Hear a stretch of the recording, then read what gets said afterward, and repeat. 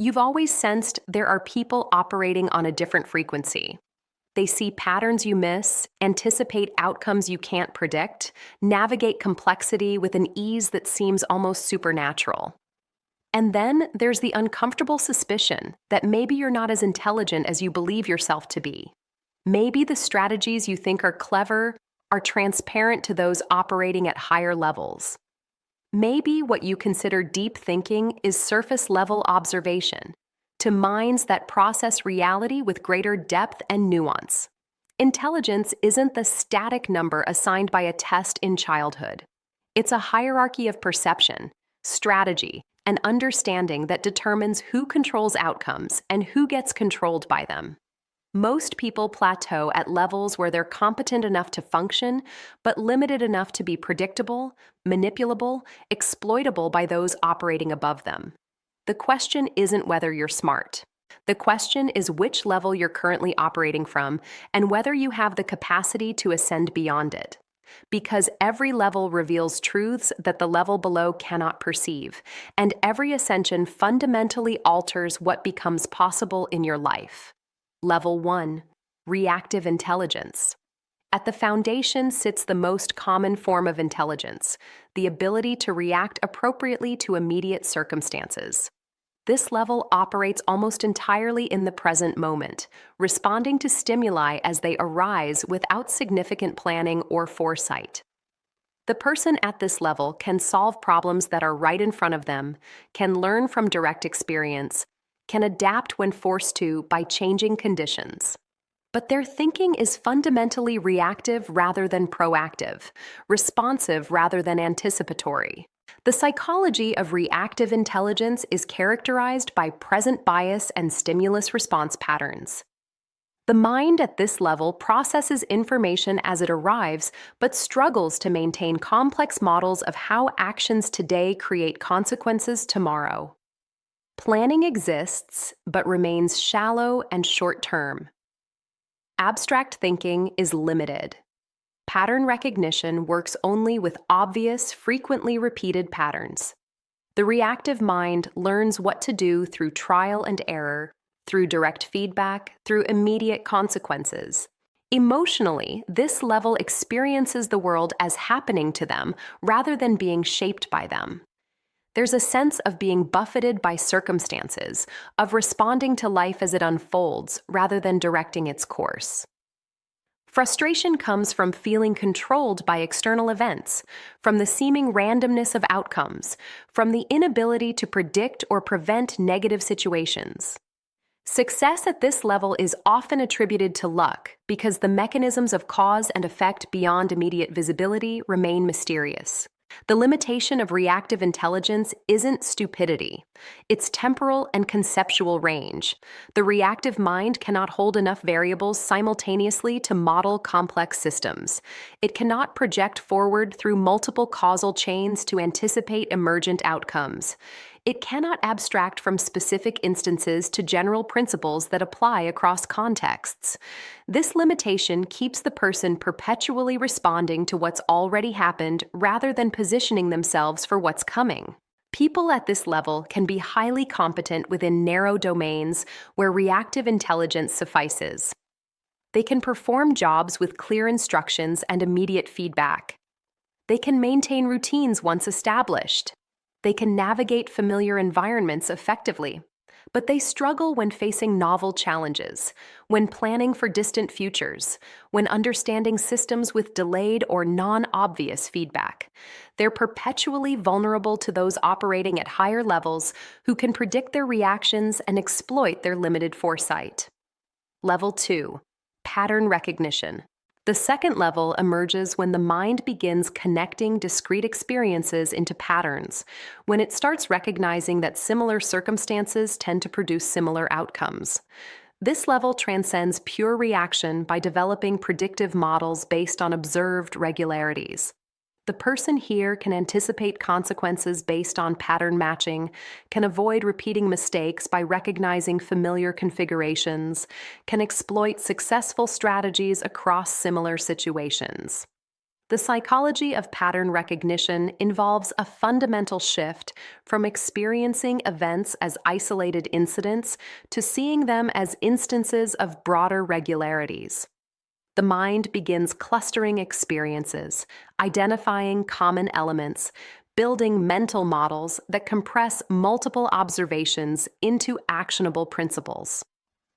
This compression allows faster processing of familiar situations and better prediction of outcomes when recognized patterns appear.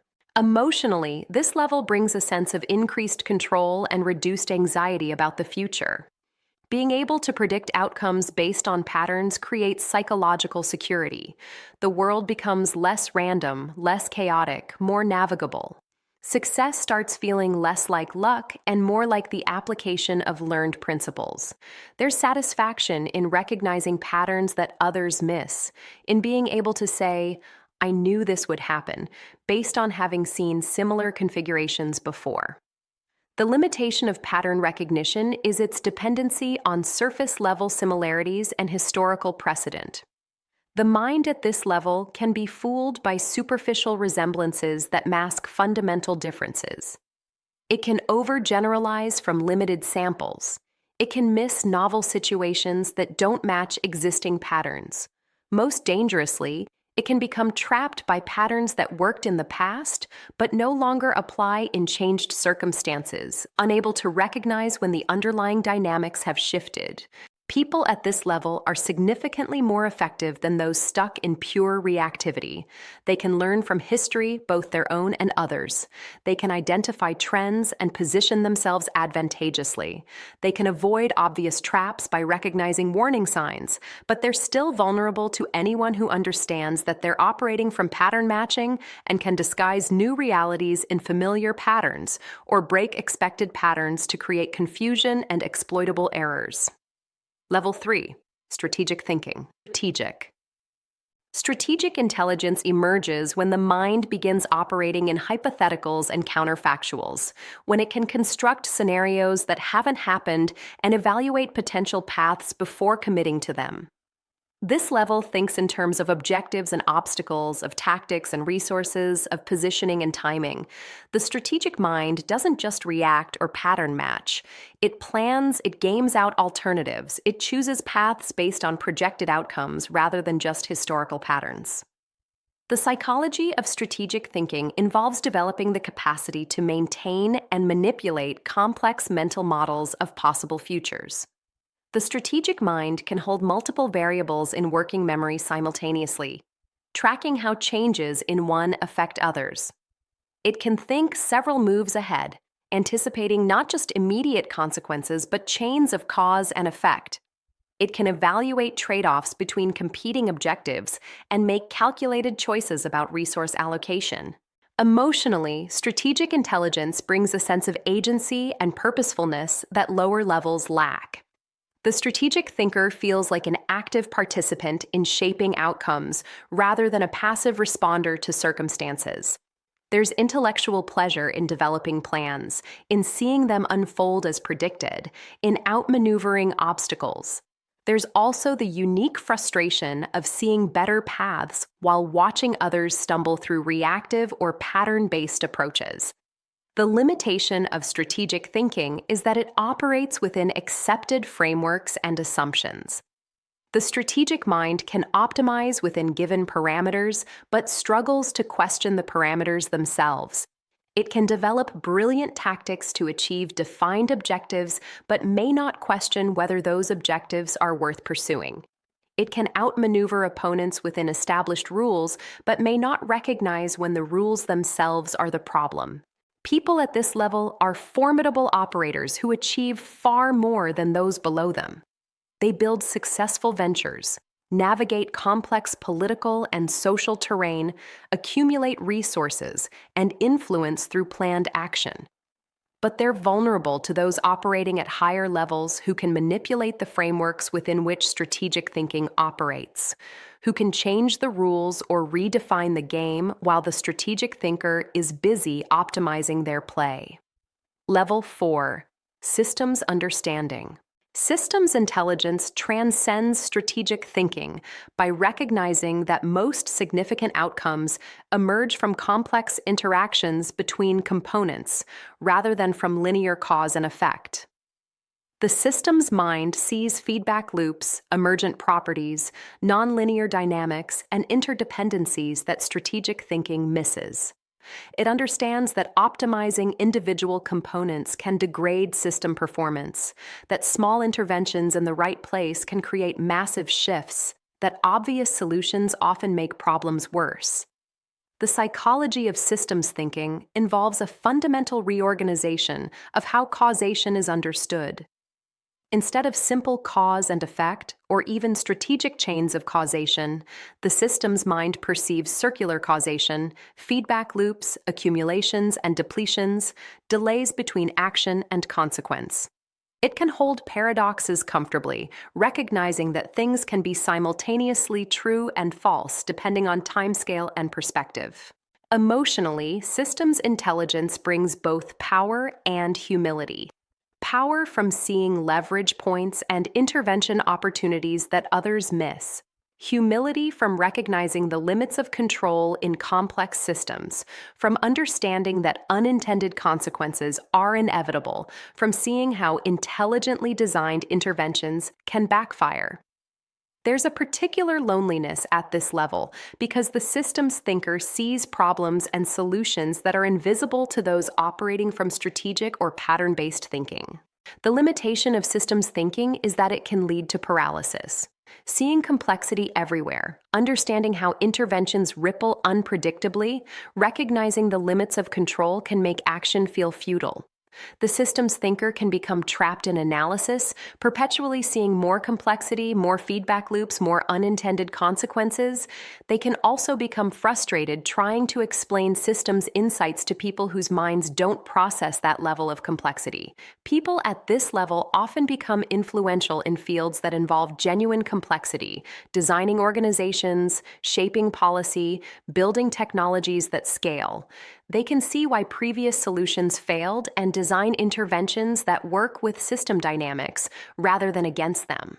But they're vulnerable to those at higher levels who can exploit their tendency toward complexity, who can use the systems thinker's awareness of nuance and unintended consequences to induce hesitation and doubt. Level 5, Metacognitive Mastery.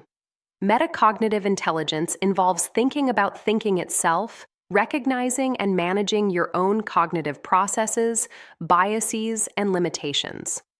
The metacognitive mind can observe its own operations, catch itself in errors, question its own assumptions and conclusions.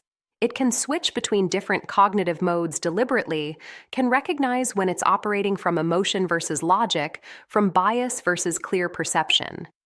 The psychology of metacognition is characterized by a split awareness, simultaneously thinking and observing yourself thinking. This doubled consciousness allows for real-time error correction, for catching biases as they're influencing reasoning, for recognizing when you're being defensive, when you're rationalizing, when you're fooling yourself. The metacognitive mind maintains a skeptical stance toward its own outputs, treating its conclusions as hypotheses to be tested rather than certainties to be defended. Emotionally, metacognition brings a strange kind of freedom and burden. Freedom from being controlled by unconscious biases and emotional reactions. Burden from perpetual self-monitoring and self-doubt. The metacognitive person can never fully relax into their own thoughts because they're always watching those thoughts, questioning them, checking them for errors. This can create a productive paranoia about your own reasoning, but also an exhausting vigilance.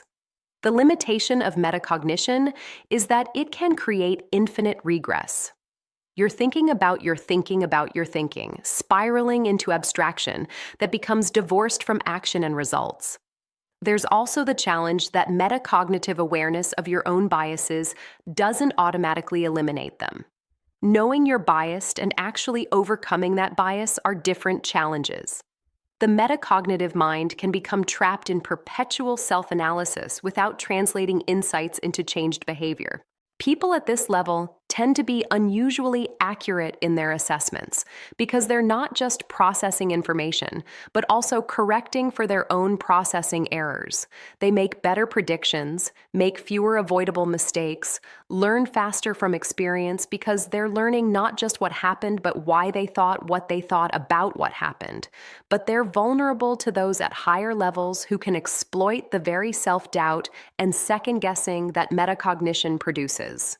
Level 6. Predictive modeling of human behavior. This level involves the ability to model how other minds work, to predict behavior based on understanding motivation, bias, and psychological mechanisms. The predictive mind can anticipate reactions, can see how people will interpret information, can predict decision-making before decisions are made. This isn't just empathy or emotional intelligence. It's a systematic understanding of human psychology that allows for reliable prediction and strategic influence.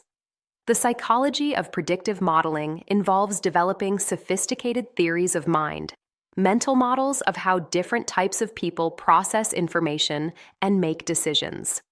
The predictive intelligence catalogs patterns in human behavior, builds profiles of psychological types, understands how emotions influence reasoning, how biases shape perception, how identity affects choice. This knowledge base allows the predictive mind to play out scenarios involving other people with remarkable accuracy. Emotionally, this level creates a profound sense of control over social outcomes and a disturbing awareness of how predictable most people are. There's power in being able to anticipate reactions, in knowing which buttons to push for which effects, in seeing decisions before they're made. But there's also alienation in recognizing how mechanical most human behavior is, how dominated by unconscious patterns and predictable biases.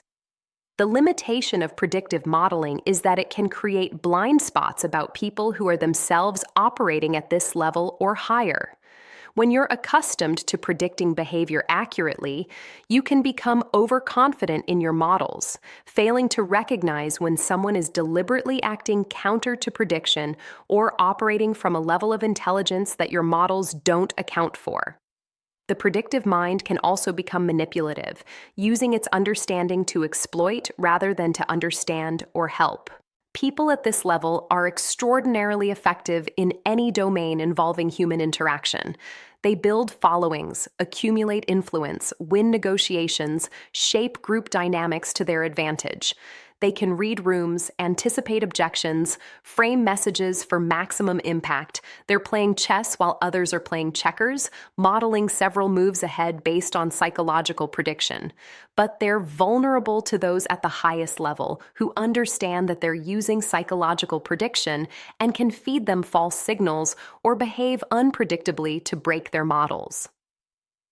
Level 7. Reality reconstruction. The highest level involves the ability to question and potentially reconstruct the fundamental frameworks through which reality is interpreted. This intelligence doesn't just work within paradigms. It can step outside them, examine them, compare them, choose between them, or create new ones. The reality reconstructor recognizes that what most people take as objective truth is actually interpretation through frameworks, and that changing frameworks changes what's perceived as real and possible. The psychology of reality reconstruction involves a radical flexibility of mind that can hold multiple incompatible frameworks simultaneously, can shift between them deliberately, can recognize that each framework reveals certain truths while concealing others. This level understands that intelligence itself is framework dependent, that what counts as smart in one paradigm looks foolish in another. The reconstructor can think within systems, think about systems, and think beyond systems into entirely different ways of organizing perception and meaning. Emotionally, this level brings both liberation and vertigo. Liberation from being trapped in any single framework, from believing that current understandings of reality are complete or final. Vertigo from recognizing that nothing is as solid as it seems, that all certainties are framework dependent, that what feels like discovering truth is often just matching the framework you're using. There's a particular isolation at this level because the reconstructor exists partially outside the shared reality frameworks that enable normal communication. The limitation of reality reconstruction is that it can lead to nihilism or paralysis. If all frameworks are constructed, if truth is framework dependent, if reality itself is interpretation, then what grounds action? The reconstructor can become lost in infinite perspective shifts, unable to commit to any framework long enough to build within it. They can also struggle to communicate with people operating at lower levels because they're operating from fundamentally different assumptions about what's real and what's possible. People at this level are often found creating new fields, revolutionizing existing ones, breaking through conceptual barriers that trapped previous generations. They're the ones who see possibilities that are literally inconceivable within existing frameworks. They change how entire fields think, opening up new territories of thought and action. Their vulnerability is minimal in conventional terms because they can operate at all lower levels when needed. Their true vulnerability is to the seduction of infinite perspective shifting, to the difficulty of grounding revolutionary insight in practical action, to the isolation of seeing what others cannot even imagine.